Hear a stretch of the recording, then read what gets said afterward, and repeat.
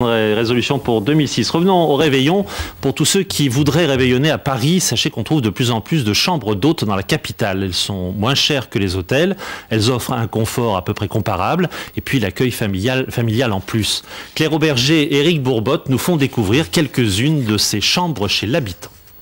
Bonjour. Ce couple de Californiens est venu à Paris fêter leurs 10 ans de mariage. Ils ont choisi de passer ce long week-end en chambre d'hôte chez Monique plutôt qu'à l'hôtel. Nous aimons ne pas être seulement considérés comme des touristes. Nous avons envie de comprendre la culture et pouvoir poser des questions. Ça nous permet de savoir comment vous vivez. Dans un hôtel, il y a une ou deux personnes qui doivent s'occuper de beaucoup de clients. Dans un bed and breakfast, on ne s'occupe que de vous. À Paris, une nuit chez l'habitant coûte en moyenne 85 €. Pour Monique, c'est une deuxième source de revenus, entre 1 000 et 1 500 € par mois. C'est aussi une activité dans laquelle elle aime s'investir. Le premier matin, on sait très vite ce qui leur fait plaisir. Alors il faut s'adapter. C'est l'envie de faire plaisir avant tout. Créatrice d'un des premiers réseaux de chambres d'hôtes, Françoise est à la recherche de Parisiens qui ont envie d'ouvrir leurs portes. Je vous montre la première chambre.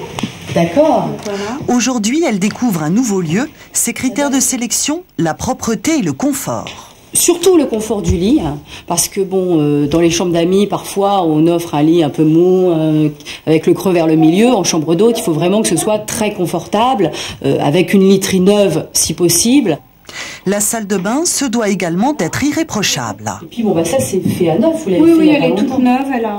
Vient ensuite le profil des hôtes et leur motivation.